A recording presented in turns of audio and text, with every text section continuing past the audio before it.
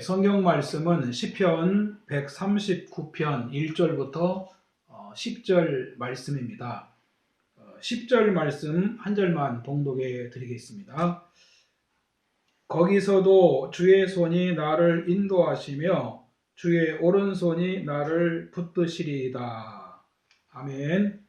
이 말씀을 가지고 지난주에 이어서 이번 주도 가까이 계시는 하나님, 이런 제목으로 말씀을 나누겠습니다. 우리 노예의 목사님 한 분이 같은 동에 사시는 그 노인 부부하고 어떻게 얘기가 돼서 이런저런 그 얘기를 나누다가 그 자녀에 대해서 물어보았답니다. 자녀들을 몇이나 두셨습니까? 어디에 사십니까? 물으니까 자녀들이 둘인가 있는데 모두 미국에서 산다고 하더랍니다.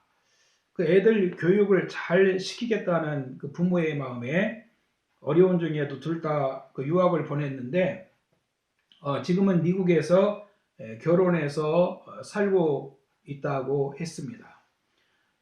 그러면서 그 애들이 멀리 미국에서 사니까 몇 년 동안 한 번도 볼 수가 없었고 또 자식이 없는 거나 마찬가지라고 그러시더랍니다. 그런 얘기를 하면서 그 부모들이 욕심 때문에 애들 교육 잘 시킨다고 외국에 유학을 보내는데 그 자신이 이렇게 두 노인네만 남아서 외로운 인생을 살 것이라고 생각을 했으면 아마 유학을 안 보냈을 것이라고 그 외롭고 쓸쓸한 마음을 그 얘기하시더랍니다.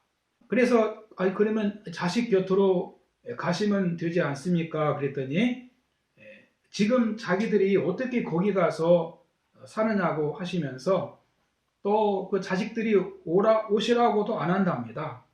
아무리 이 정성을 들여 키워놓은 자식이 있고 또 자신에게는 귀한 자식이라도 이렇게 가까이 있지 않으면은 도움이 안 된다는 것이지요. 그 가까운 이웃이 더 나은 경우도 있다는 겁니다. 그래서 그 이웃사촌이라는 말이 있지 않습니까? 그 집성촌이 많았지요. 모두가 일가니까 미우나 고우나 친척끼리 서로 의존하고 살았습니다. 그러다가 이제 그 도시 생활이 형성되면서 집성촌에 일가와 친척들이 다 이제 흩어져 살게 됩니다. 그리고 다 떨어져 살면서 이제 어려운 분들이 외롭고 의지할 곳을 이제 잃어버리게 된 것이죠. 그렇게 이제 살다 보니까 이제 이웃끼리 가까워지면서 서로 친척처럼 챙겨주는 새로운 문화가 생겼습니다. 여기서 그 이웃 사촌이라는 말이 나왔습니다. 가까이 있는 이웃이 멀리 있는 사촌보다 낫다는 말이 나온 겁니다. 그런데 요즘은 다들 또 아파트에 살고 그리고 바쁘게 사니까 이제는 이웃에 누가 사는 줄도 모르고 사는 그런 시대가 되었습니다. 이웃 사촌 시절도 이제 지나갔습니다. 도움이 필요하면은 119를 이제 불러야 하는 그런 시대가 되었습니다. 참 고독한 시대고 외롭고 쓸쓸한 시대고 그 전통적인 정서가 사라진 시대에 지금 우리 인생들이 살고 있습니다. 우리는 누군가가 우리 곁에 있어서 의지가 되어주고 우리를 도와주면 참 좋겠지요. 그러나 여러분, 우리는 이 세상에서 홀로 있는 존재가 아닙니다. 우리 성도들은 하나님께서 가까이 계신 것을 믿으셔야 됩니다. 하나님의 성령이 나와 함께 계십니다. 주님은 우리를 고아와 같이 버려두지 않고 이 세상 끝날까지 함께 계시겠다라고 말씀하여 주셨습니다. 우리에게는 그 눈에 보이는 것만 다가 아닙니다. 보이지 않는 세계도 있음을 알아야 됩니다. 예수님은 나는 포도나무요 너희는 가지라고 말씀해 주셨고 또한 예수님은 선한 목자요 우리는 그의 양이라고 말씀을 하셨습니다. 오늘 이 본문 시편 139편은 그 다윗이 하나님이 함께 계심을 경험한 것을 고백한 말씀입니다. 다윗은 하나님이 누구신지 체험한 것을 통해서 오늘 이 본문의 시를 기록을 했습니다. 하나님은 우리에게 가까이 계신다는 겁니다. 첫 번째는 나를 살펴보시는 하나님이십니다.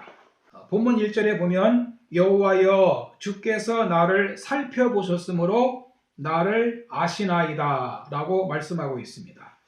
여기 그 살펴보셨으므로 이전 성경에는 감찰로 단어가 나와 있는데, 이 말은 그 사람이 물줄기나 금속을 찾기 위해서 땅을 파거나 뚫는 것을 가리킬 때 사용되는 단어입니다. 욥기 28장 3절에 사람은 어두움을 뚫고 모든 것을 끝까지 탐지하여 어두움과 죽음의 그늘에 있는 광석도 탐지하되, 그러니까 하나님께서 땅을 파헤치고 드러내듯이 자세하고 정확하게 인생의 마음을 살피신다는 그런 의미입니다.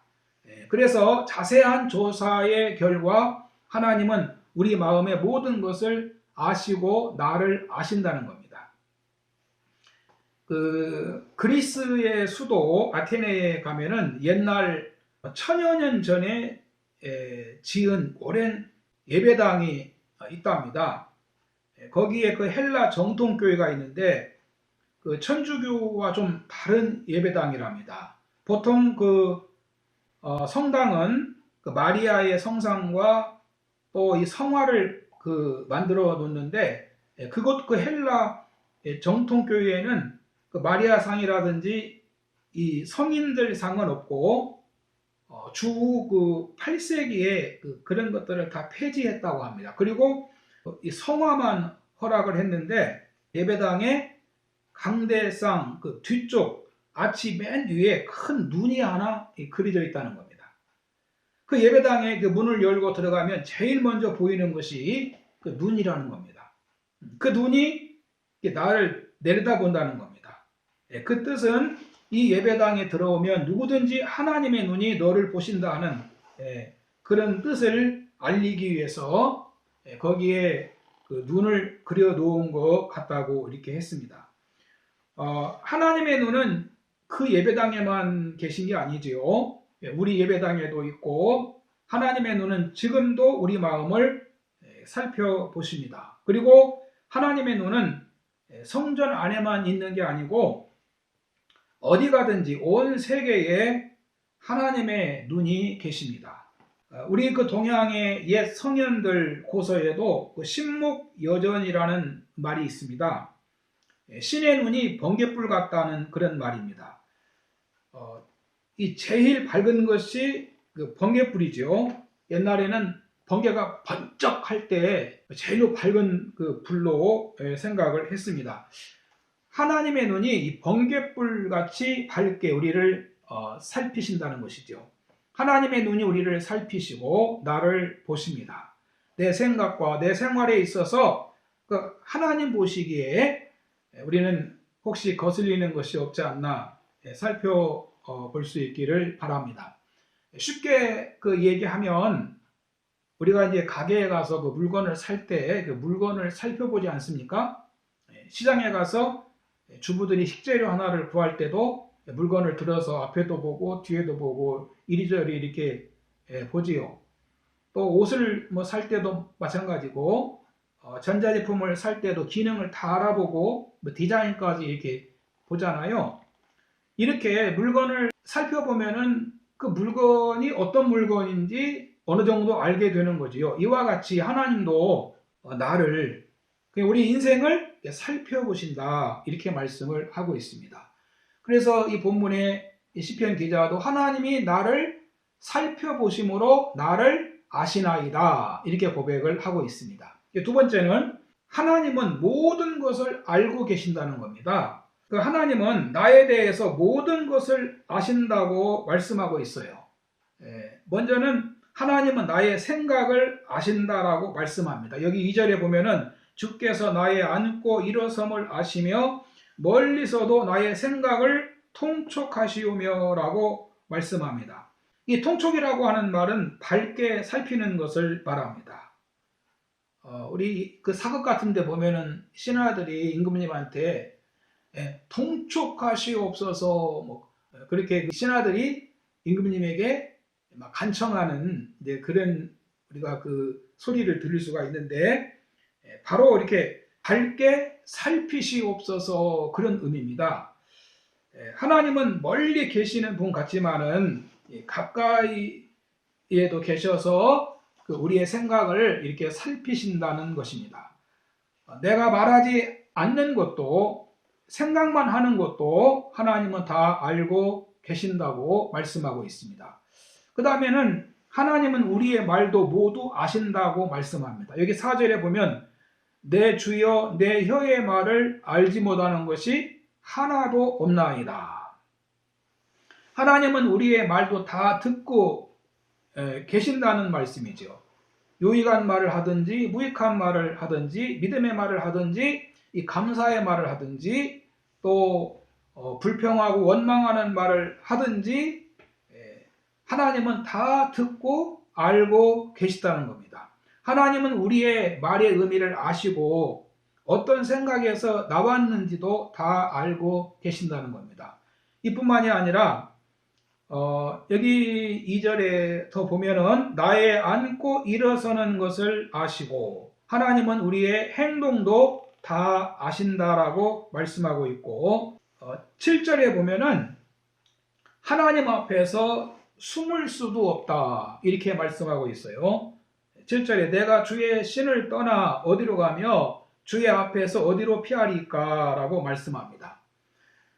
그 꿩이 이 사냥개에 쫓기다가 막 지치면은 머리만 그 이렇게 하얀 눈 속에 이렇게 숨긴답니다. 머리만 이렇게 숨기면 이게 숨은 줄로 안다는 거예요. 몸은 그대로 있고 머리만 감춘다는 것이죠. 우리가 내가 하나님이 안 보인다고 하나님이 모르시는 게 아닙니다. 8절에 내가 하늘에 올라갈지라도 거기 계시며 음부에 내 자리를 펼지라도 거기 계시나이다. 예레미야 23장 23절에는 여호와의 말씀이니라 나는 가까운 데 있는 하나님이요 먼 데 있는 하나님은 아니냐 여호와의 말씀이니라 사람이 내게 보이지 아니하려고 누가 자신을 은밀한 곳에 숨길 수 있겠느냐 여호와가 말하노라 나는 천지에 충만하지 아니하냐 이렇게 말씀을 하시고 있습니다. 그래서 이 9절에 보면 내가 새벽 날개를 치며 바다 끝에 가서 거할지라도 하나님은 거기 계신다고 말씀하고 있습니다. 새벽 날개를 치며 이 말은 해가 뜰 때 순식간에 하늘을 향해 뻗치는 빗줄기를 말합니다. 빛의 속도가 1초에 지구를 7바퀴 반인가요? 그 돈다고 그러죠. 그런 엄청난 속도로 우리가 바다 끝에 가서 있어도 하나님은 거기 계시고 그러니까 그 누구도 하나님 앞에서 숨을 수가 없고 피할 수가 없다 이렇게 말씀을 하고 있습니다. 세 번째는 그러면 이 모든 걸 아시는 하나님이 하시는 일이 무엇일까요? 손 놓고 가만히 계실까요? 하나님은 하나님 백성을 지켜주시고 인도해 주십니다. 이 본문 10절에 보면 곧 거기서도 주의 손이 나를 인도하시며 주의 오른손이 나를 붙드시리이다. 주님은 우리를 인도하시고 또 우리를 붙잡아 주신다라고 말씀하시고 있습니다. 시편 121편 1절 이하에 보면 내가 산을 향하여 눈을 들리라 나의 도움이 어디서 올고 나의 도움은 천지를 지으신 여호와께서로다.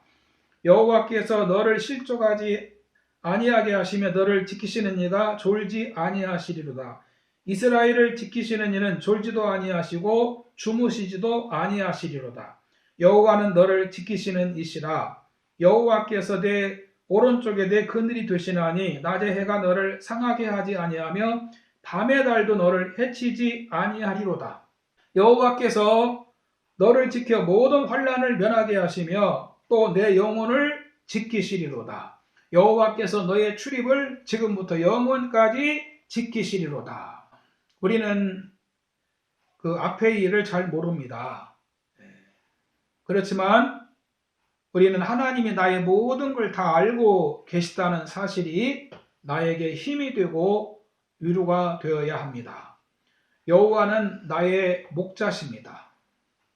목자가 양을 늘 인도하고 또 이렇게 돌보고 지켜주듯이 우리 하나님이 우리와 늘 함께 하셔서 우리를 위험한 데서 지켜주시고 필요한 곳으로 인도해 주시고 또 문제가 있으면은 문제를 풀을 수 있도록 도와주시고 또 해답을 주시고 우리 하나님이 우리를 늘 푸른 초장으로 인도하시고 잔잔한 물가로 인도해 주십니다. 우리가 사망의 음침한 골짜기로 때로 지나가더라도 해를 두려워하지 않을 것은 주님의 지팡이 막대기가 우리를 항상 이렇게 보호하시고 안위하시고 또 지팡이로 양들을 지키신다는 겁니다. 하나님은 안 계신 곳이 없으셔서 늘 우리와 함께 하시고 우리를 지켜주신다라고 말씀하고 있습니다. 그리고 하나님은 하나님 백성들에게 이 같은 은혜를 베푸시기도 하시지만 악한 자에 대해서는 또 하나님의 그 심판을 피할 수가 없다는 것입니다. 이 본문 그 19절에 보면 하나님이여 주께서 정령이 악인을 죽이시리이다. 하나님은 악인도 망하는 것을 원하지 않으십니다. 하나님은 모든 사람이 진리 알고 구원받는 것을 원하십니다. 그런데 계속 죄 가운데 살고 있으면 멸망을 피할 길이 없다는 것입니다. 그래서 이 결론적으로 이 본문의 시인은 이 본문 23절에 보면 이렇게 하나님 앞에 기도합니다. 나를 시험하사 내 뜻을 아옵소서. 그러니까 왜 이 시인이 이런 말을 하냐면 여기 20절부터 21절에 보면 자신은 악인과 이 전적 분리를 선언하고 있어요.